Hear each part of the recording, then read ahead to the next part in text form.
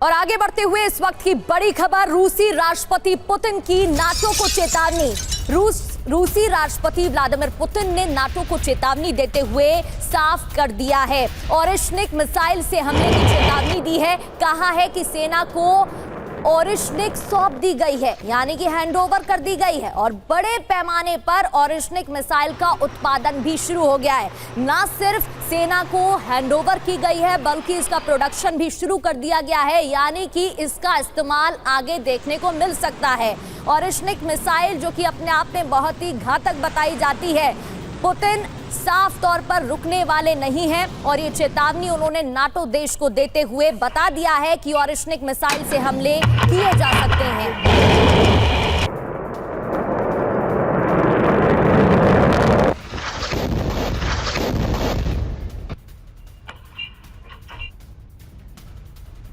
दरअसल पुतिन ने दो बड़े ऐलान किए। पहला ऐलान ओरेश्निक मिसाइल का मास प्रोडक्शन और दूसरा कि इस मिसाइल के बहाने नाटो पर हमले की धमकी दी गई है।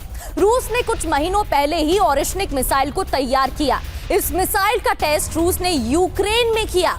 रूस ने पिछले साल नवंबर में यूक्रेन की नीपर में एक कारखाने में ओरेश्निक मिसाइल दागी। ये पहली बार था जब ओरेश्निक का इस्तेमाल किया गया था।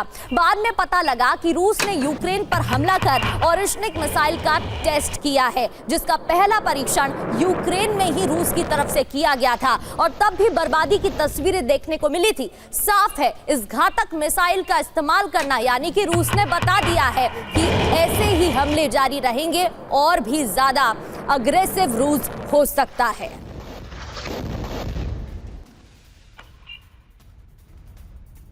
और पुतिन के करीबी यूरी स्वितकिन का दावा देखने को मिल रहा है। यूरी ने दावा किया है कि ओरेश्निक से नाटो को सीधा खतरा है। ओरेश्निक से रूसी सैन्य क्षमता भी बढ़ जाएगी क्योंकि इसका प्रोडक्शन भी बढ़ाया जा रहा है। ओरेश्निक दिखावटी सामान नहीं है। ये नाटो देशों को समझने की जरूरत है कि ये दिखावटी सामान नहीं है बल्कि खतरनाक है। तो ऐसे में नाटो देशों को डरने की जरूरत है। ओरेश्निक से रूसी सैन्य क्षमता भी बढ़ जाएगी और नाटो को सीधा खतरा भी हो जाएगा। लेकिन अब आपको बताते हैं कि आखिर ओरेश्निक मिसाइल इतनी घातक क्यों है और इस मिसाइल से यूरोप को इतना खतरा क्यों है। रूस से अगर ओरेश्निक मिसाइल दागी गई तो कितने मिनट में ये यूरोप के बड़े शहरों तक पहुंच सकती है, मैप के जरिए आपको समझाने की कोशिश करते हैं। ये देखिए तस्वीरें आपको दिखा रहे हैं। सबसे पहले अगर बात करें लंदन ब्रिटेन की तो ये देखिए, ये है कपुस्टिन यार रूस, जहां से अगर मिसाइल दागी जाती है, अगर यहां से मिसाइल दागी गई और वार्सा पोलैंड पर दागी गई जो कि बहुत पास में है, तो 12 मिनट में भेदने की क्षमता, 12 मिनट सिर्फ। बर्लिन जर्मनी की बात करें 15 मिनट, और इसी कपुस्टिक यार जगह से, अगर स्थान से अगर लंदन ब्रिटेन तक दागी जाए तो सिर्फ और सिर्फ 20 मिनट में जा सकती है। और वहीं पेरिस फ्रांस की बात करें तो 20 मिनट में। ये देखिए, ये एरोकर रीजन्स आपको बता रहे हैं कपुस्टिन यार से अगर ये मिसाइल दागी जाती है तो इसकी क्षमता कितनी ज्यादा है कि सिर्फ और सिर्फ वार्सा पोलैंड जो बॉर्डर से ही सटा हुआ है 12 minute, Berlin Germany 15 minute, Paris France 20 minute और लंदन ब्रिटेन भी 20 मिनट में पहुंचने की क्षमता है। ओरेश्निक मिसाइल की ताकत क्या है ये भी आपको बता देते हैं। दरअसल रेंज इसकी कितनी है ये समझा देते हैं। यहां पर 5500 किलोमीटर रेंज है। स्पीड की बात करें तो 12300 किलोमीटर प्रति घंटा। पोलैंड की बात करें तो 2 मेगा टन का हथियार परमाणु बम ले जाने में सक्षम है। मल्टीपल वॉरहेड 6 मिसाइल ले जाने में भी सक्षम है और अलग अलग लक्ष्यों को भेदने की भी क्षमता है। टाइप की अगर बात करें तो हाइपरसोनिक बैलिस्टिक मिसाइल है। ताकत की बात करें तो ठाट पैट्रियट से रोकना असंभव है। अब डिजाइन पर आ जाते हैं। प्री न्यूक्लियर डिटरेंस के लिए डिजाइन तैयार की गई है और इसका खतरा यूरोप का अधिकांश हिस्सा जद में लेने के लिए काफी ज्यादा सक्षम है। और वो तस्वीरें भी आपको दिखा रहे थे। खास बात यह है कि उड़ान के दौरान रास्ता बदल सकती है, यानी कि जो भी टारगेट होगा अगर बीच में चेंज करना हो तो वो टारगेट बदला भी जा सकता है। इस बीच आगे बढ़ते हुए एक और बड़ी खबर, बेलारूस के राष्ट्रपति लुकाशेंको पहुंचे हैं रूस। अलेक्जेंडर पहुंचे हैं रूस और पुतिन ने गले लगाकर लुकाशेंको का स्वागत किया है। लुकाशेंको मिलते हुए पुतिन से दिख रहे हैं, दोनों गले लगाकर एक दूसरे से हाथ मिलाकर मुलाकात कर रहे हैं। सेंट पीटर्सबर्ग के पास वालन द्वीप पर मुलाकात हुई है दोनों के बीच।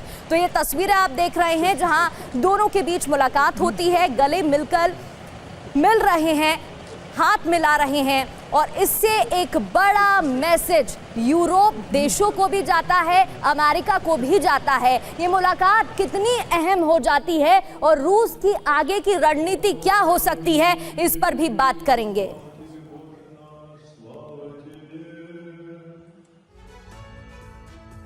तो रूस बेलारूस में परमाणु मिसाइल की तैनाती करेगा। इतना ही नहीं, बेलारूस में तैनात की जाएगी ऑरिशनिक मिसाइल, जो कि साफ रूस पहले ही कर चुका है।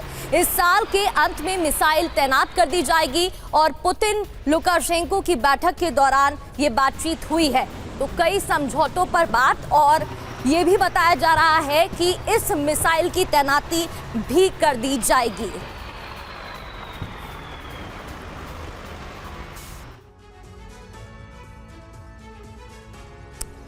तो बेलारूस में ऑरिशनिक की तैनाती की जा रही है। ऑरिशनिक मिसाइल की तैनाती पुतिन का माइंड गेम, क्या कुछ है रणनीति, बताते हैं। नाटो देशों पर दबाव बनाने के लिए ऑरिशनिक की तैनाती की जा रही है। साफ साफ संदेश देने की कोशिश है कि रूस अगला कदम क्या कर सकता है, उठा सकता है। बेलारूस से ऑरिशनिक को ऑपरेट करना आसान हो जाता है। रूस के मुकाबले बेलारूस से यूरोपीय देशों की दूरी कम है। बेलारूस के सुरक्षा चक्र के लिए परमाणु मिसाइलें जरूरी हैं। बेलारूस में पहले से ही रूसी विध्वंसक मिसाइलें तैनात है और अब इसका प्रोडक्शन बढ़ाया जा रहा है।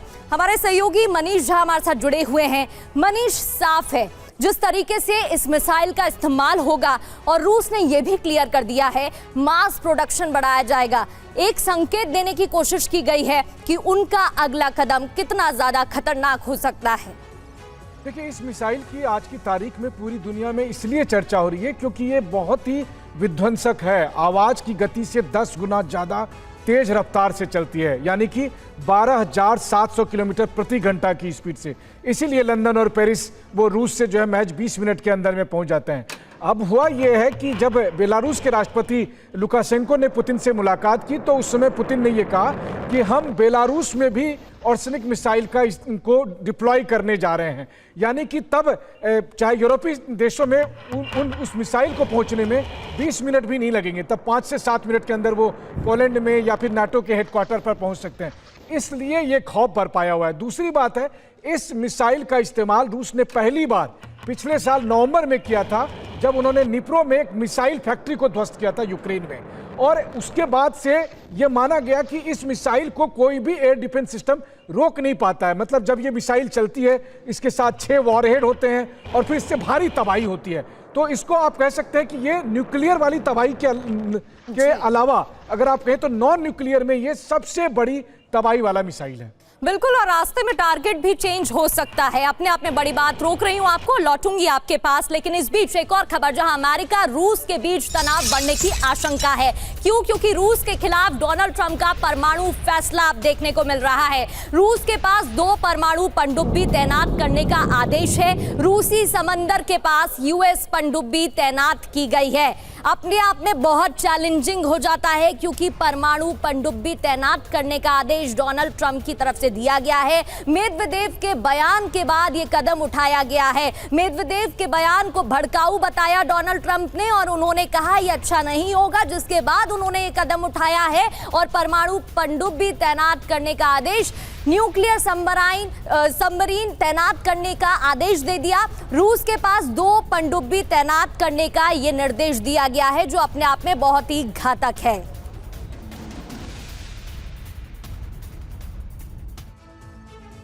डोनाल्ड ट्रंप ने ये निर्देश दिया, लेकिन ये निर्देश उन्होंने कब दिया? मेदवेदेव के बयान के बाद उन्होंने ये फैसला लिया है। दरअसल मेदवेदेव ने बयान दिया था और उस बयान को भड़काऊ डोनाल्ड ट्रंप ने बताया। मेदवेदेव ने यूएस पर हमले की धमकी दी थी और रूसी सुरक्षा परिषद के उप प्रमुख है मेदवेदेव, जिन्होंने धमकी दी थी हमले की, जिसके बाद ही डोनाल्ड ट्रंप ने बयान दिया कि उन्हें ये बयान भड़काऊ लगता है और उसके बाद ये फैसला। तो डोनाल्ड ट्रंप ने कहा कि अपने देशवासियों की सुरक्षा के लिए उन्होंने ये कदम उठाया, लेकिन वाकई में इसके क्या मायने हो जाते हैं ये भी आपको समझा देते हैं।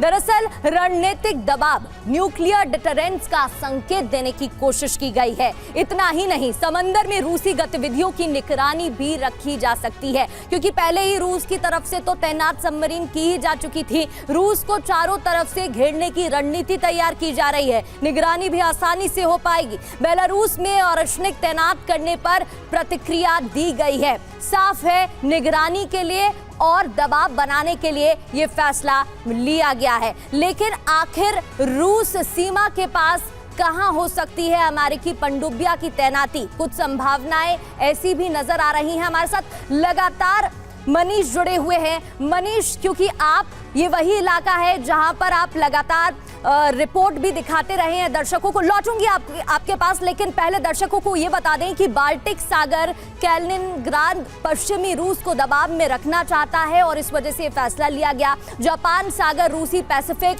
फ्लोट की गतिविधियों पर नजर रखना भी एक बड़ा कदम हो जाएगा। इसके अलावा आर्कटिक क्षेत्र बढ़ती रूसी सैन्य मौजूदगी की निगरानी भी आसान हो जाएगी और इस वजह से ये वो इलाके हैं जहां पर तैनाती की गई है। इस बीच एक और बड़ी खबर बता देते हैं, जो अमेरिका से टकराव पर रूस के विदेश मंत्री लावरोव ने बयान दिया है। लावरोव ने कहा है कि दोनों देशों को टकराव से बचना चाहिए, दोनों देशों को कोशिश करनी चाहिए कि टकराव ना हो।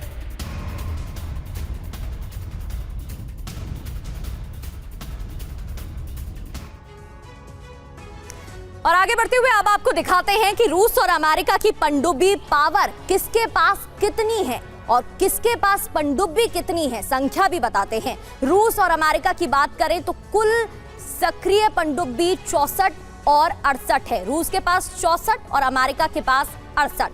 बैलिस्टिक मिसाइल पनडुब्बी की बात करें तो 10 से 12 रूस के पास, 14 अमेरिका। अटैक पनडुब्बी की बात करें तो 28 से 30 रूस के पास और 54 अमेरिका के पास। क्रूज मिसाइल पनडुब्बी की बात करें तो 8 अमेरिका के पास और 8 रूस के पास और 4 अमेरिका के पास। डीजल की बात करें तो डीजल इलेक्ट्रिक पनडुब्बी 20 से ज्यादा है रूस के पास, लेकिन अमेरिका के पास एक भी नहीं है। और न्यूक्लियर पावर पनडुब्बी की बात करें तो 44 से ज्यादा है रूस के पास और अभी 68 है अमेरिका के पास। अमेरिकी पनडुब्बी की ताकत और इसकी तैनाती की चर्चा लगातार हो रही है। आपको रूसी पनडुब्बी की ताकत के बारे में भी जानकारी देते हैं। टीवी 9 संवाददाता मनीष झा की एक रिपोर्ट दिखाते हैं, जहां मनीष रूस के कैलिनिनग्राड एरिया में पहुंचे थे और यहां रूसी पनडुब्बी के बिल्कुल पास पहुंचकर उन्होंने जायजा लिया था और बताया था कि इसका इस्तेमाल कैसे किया जाता है। देखिए रिपोर्ट। रूस के पास एक से बढ़कर एक सबमरीन है जो परमाणु हथियार के साथ लड़ाई करने में सक्षम है और आज हम आपको रूस की नेवी का एक सबमरीन दिखा रहे हैं। इस सबमरीन का नाम है B413, जो कि रूस की नेवी के प्रोजेक्ट 643 का हिस्सा है। 91.3 मीटर लंबे इस सबमरीन को देखिए, ये पानी के अंदर 90 दिन तक लगातार रह सकती है। इसमें एक साथ रूस की नेवी के 80 पर्सनल रहा करते हैं और इस सबमरीन में 22 टॉर्पीडो लगे हुए हैं। इसके अगले हिस्से में आप देखिए तो अगले हिस्से में यहाँ पर सोनार डिटेक्ट सिस्टम है। वहीं इसके बीच वाले हिस्से को आप देखिए तो इस सबमरीन को तो ये एंटीना लगे हुए हैं, अलग अलग तरह के एंटीना। इसमें से एक एंटीना है जो कि ऑल्टोमीटर है, यानी वो ऊंचाई बताती है या गहराई बताती है कि सबमरीन पानी के अंदर कितने गहरे में है या फिर पानी के ऊपर सरफेस पर वो कितने ऊंचे में इस वक्त मौजूद है। वहीं दूसरा एंटीना जो है वो ये बताता है कि दुश्मन का जो सबमरीन है या कोई जहाज है वो अभी कहाँ पर है, कितनी दूरी पर है। वहीं तीसरा एंटीना जो है वो ये बताता है कि अगर अटैक करना है तो किस तरीके से अटैक किया जाए। इस सबमरीन की जो स्पीड है वो सरफेस वाटर पर 17 नॉट्स की स्पीड है, वहीं पानी के अंदर ये 16 नॉट्स की स्पीड है यहाँ पर। और सबसे बड़ी बात है कि यह सबमरीन रूस के बाल्टिक सी फ्लीट का हिस्सा रहा है और अहम बात यह भी है कि इस सबमरीन को क्यूबा मिसाइल संकट के दौरान क्यूबा भेजा गया था। मनीष, रिपोर्ट हम दर्शकों को दिखा रहे थे। आप कैलिनग्राड गए थे और यहाँ पर नेवल तैयारियों का जायजा भी लिया था, लेकिन जिस तरीके से अभी फैसला लिया गया है ट्रंप की तरफ से और 2 परमाणु सबमरीन तैनात करने की बात कही जा रही है, क्या फिर से शीत युद्ध जैसी परिस्थितियां बन सकती हैं? देखिए, वो कहते हैं ना कि इतिहास खुद को दोहरा रहा है, लेकिन मुझे लगता है कि ये शीत युद्ध से भी ज्यादा बड़ी गंभीर समस्या है। उस वक्त अक्टूबर 1962 में अमेरिका ने तब के सोवियत यूनियन पर दबाव बनाने के लिए 2 न्यूक्लियर मिसाइल तैनात किए थे इटली में और टर्की में, जिसके जवाब में जिस सबमरीन को भी हमने दिखाया, इस न्यूक्लियर सबमरीन को उस वक्त रूस ने क्यूबा में डिप्लॉय किया था। और तब पूरी दुनिया के सामने दूसरे विश्व युद्ध के बाद पहली बार ऐसा हुआ था कि न्यूक्लियर क्राइसिस हो गया था। लेकिन वो संकट तो टल गया, लेकिन आज आप देखिए कि जिस तरीके से प्रेसिडेंट ट्रंप ने रूस के खिलाफ 2 न्यूक्लियर सबमरीन भेजा है, ऐसी स्थिति में यह मामला और अधिक गंभीर हो जाता है। मान लीजिए अगर इसके जवाब में पुतिन ने अपने न्यूक्लियर सबमरीन अमेरिका में भेज दिया, तो जो युद्ध अभी रूस और यूक्रेन के बीच में चल रहा है, जिसमें अमेरिका डायरेक्ट पार्टिसिपेट नहीं कर रहा, लेकिन तब ये हालात बन सकते हैं इस घटनाक्रम के बाद, ट्रंप के इस इनिशिएटिव के बाद, कि कहीं अब सीधे रूस बनाम अमेरिका की सीधी जंग ना शुरू हो जाए। बिल्कुल, ये देखने वाली बात रहेगी जिस तरीके से फैसला यहां पर लिया गया है। बने रहिए, लौटूंगी आपके पास, लेकिन आगे बढ़ते हुए एक और बड़ी खबर। 30 जुलाई को रूस के कामचटका में आए 8.8 तीव्रता के भूकंप से रूस को नुकसान हुआ है। भूकंप के बाद आए सुनामी ने कामचटका में रूसी नेवल बेस को सबसे ज्यादा डैमेज किया है। सुनामी की लहरों से रूस की कई परमाणु पनडुब्बियां क्षतिग्रस्त भी हो गए और सुनामी से नेवल बेस का एक हिस्सा तक टूट गया। द सन की रिपोर्ट के हवाले से ये खबर आपको बता रहे हैं, जहां काफी ज्यादा नुकसान पहुंचा है। 8.8 तीव्रता का भूकंप, जिसके बाद सैटेलाइट तस्वीरों से नुकसान की आशंका जताई जा रही है। तो 8.8 तीव्रता का भूकंप आया, लेकिन इससे तबाही कितनी हुई ये भी आप समझ लीजिए। अवाचा खाड़ी में कामचटका नौसैनिक बेस को सबसे ज्यादा नुकसान पहुंचा है। बेस के पास खड़ी कई न्यूक्लियर पनडुब्बियां पूरी तरीके से क्षतिग्रस्त हो गई। इतना ही नहीं, सुनामी से न्यूक्लियर पनडुब्बियां आपस में टकरा भी गई, जिसकी वजह से डैमेज हुआ। सुनामी से रूस के काला सागर बेड़े को भी भारी नुकसान पहुंचा है, जिसकी वजह से यहां पर खड़ी कई पनडुब्बियां डैमेज हो गई।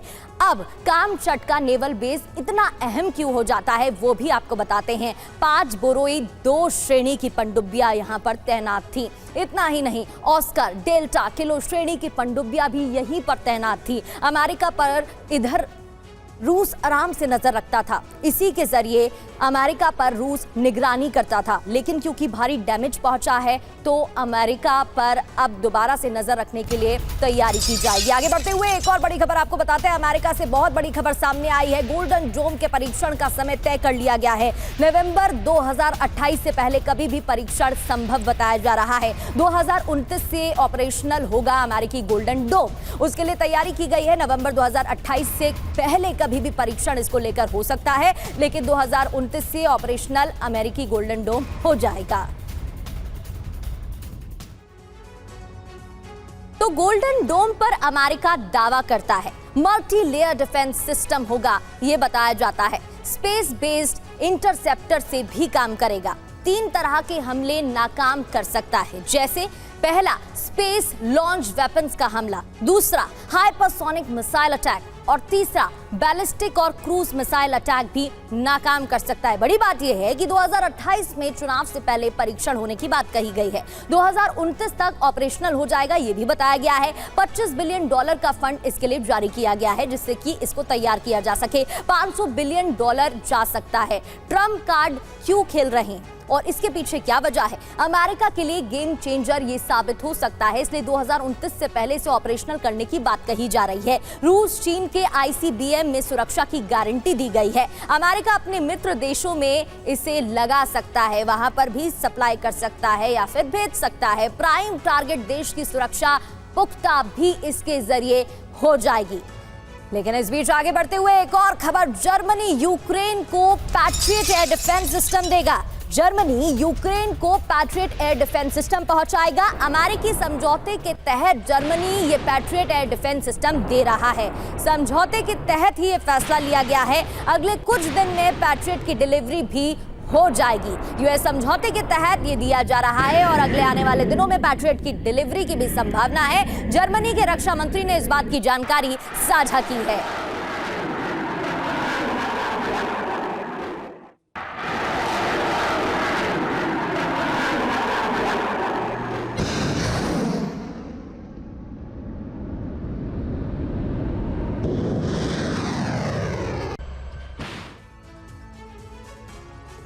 और आगे बढ़ते हुए अब बात करेंगे मिडिल ईस्ट की खबर, ईरान इजराइल वॉर फ्रंट की। अमेरिका को ईरान के विदेश मंत्री अरागची का जवाब। अरागची ने कहा कि ईरान का एटमी कार्यक्रम जारी रहेगा। एक बार फिर से साफ कर दिया है कि एनरिचमेंट जारी रहेगा, एटमी कार्यक्रम जारी रहेगा। अरागची पहले भी क्लियर कर चुके हैं, उन्हें धमकी मिली थी डोनाल्ड ट्रंप की तरफ से एनरिचमेंट रोकने की, लेकिन तब भी उन्होंने ये कहा था और एक बार फिर से वो कह रहे हैं कि कूटनीति के रास्ते लगभग बंद है, लेकिन काम जारी रहेगा। तो खामनेई का फाइनल फैसला अरागची ने बता दिया है। अरागची ने बता दिया है कि आगे कार्यक्रम एनरिचमेंट का जारी रहेगा, कूटनीति नहीं, सिर्फ युद्ध नीति, ये भी क्लियर कर दिया है। हमला हुआ तो निर्णायक तरीके से जवाब देंगे, ईरान ने कहा है। और ये भी अरागची ने कहा है कि युद्ध होने पर ईरान को रोक पाना भी नामुमकिन है, ये भी समझ लीजिए। एटमी कार्यक्रम ईरानी लोगों के लिए बहुत जरूरी है, जैसे कि पहले से ईरान बोलता आ रहा है। 10 लाख लोगों को मेडिकल रेडियो चाहिए और ऐसे में रेडियो आइसोटोप की वजह से ये निर्णय लिया गया है। परमाणु ऊर्जा रिएक्टर्स के लिए संवर्धन की जरूरत है। अब ये सब तो अरागची कह रहे हैं, लेकिन फिर युद्ध हुआ तो क्या होगा? अमेरिका समेत फ्रांस, ब्रिटेन को चेतावनी जारी कर दी गई है। जो इजराइल की मदद करेगा, ईरान का वो दुश्मन हो जाएगा। मिडिल ईस्ट में अमेरिकी सैन्य बेस दहलाने की भी वार्निंग दी गई है। अरब सागर और लाल सागर में जहाजों को टारगेट कर सकता है। हमले नाकाम करने की कोशिश करने वालों पर भी अटैक होगा, ये भी बता दिया गया है। बढ़ते आगे और IRGC की अमेरिका को बहुत बड़ी चेतावनी, ईरान को उकसाने की कोशिश ना करे अमेरिका, ये कहा गया है। इतना ही नहीं, अमेरिकी जहाजों के लिए कब्रिस्तान बन जाएगा हॉर्मुज स्ट्रेट।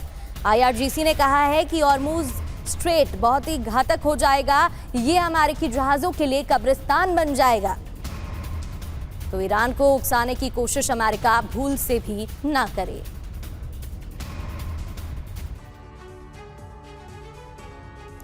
IRGC क्या कह रहा है? ईरान को उकसाने की कोशिश अमेरिका बिल्कुल ना करे, उकसावे की कोशिश का अंजाम बहुत बुरा होगा। हॉर्मुज स्ट्रेट यूएस के लिए कब्रिस्तान साबित हो सकता है। अमेरिकी जहाजों के लिए कब्रिस्तान हॉर्मुज स्ट्रेट बन जाएगा। अब इस बयान के मायने क्या है? हॉर्मुज स्ट्रेट में अमेरिकी जहाजों पर हमले मुमकिन है। ईरान से अमेरिकी जहाजों पर ही हमला हो सकता है और इस वजह से डराया गया है, धमकी दी गई है। हॉर्मुज स्ट्रेट इतना महत्वपूर्ण क्यों है? जल मार्ग वैश्विक तेल और गैस सप्लाई की जीवन रेखा, दुनिया के 30% तेल सप्लाई का रास्ता। ये जो तस्वीर आप देख रहे हैं, पतला सा रास्ता आपको नजर आ रहा है। मार्ग से रोजाना 2 करोड़ 3 लाख बैरल तेल की सप्लाई होती है। 29 करोड़ क्यूबिक मीटर LNG की सप्लाई होती है। लेकिन अगर ये बंद हो गया तो फिर क्या होगा? हॉर्मुज ठप होने पर कच्चे तेल की सप्लाई में कमी आएगी। अमेरिका सहित पूरी दुनिया पर इसका असर होगा। भारत के तेल सप्लाई पर भी असर पड़ सकता है, इसलिए बार बार ईरान धमकी दे रहा है।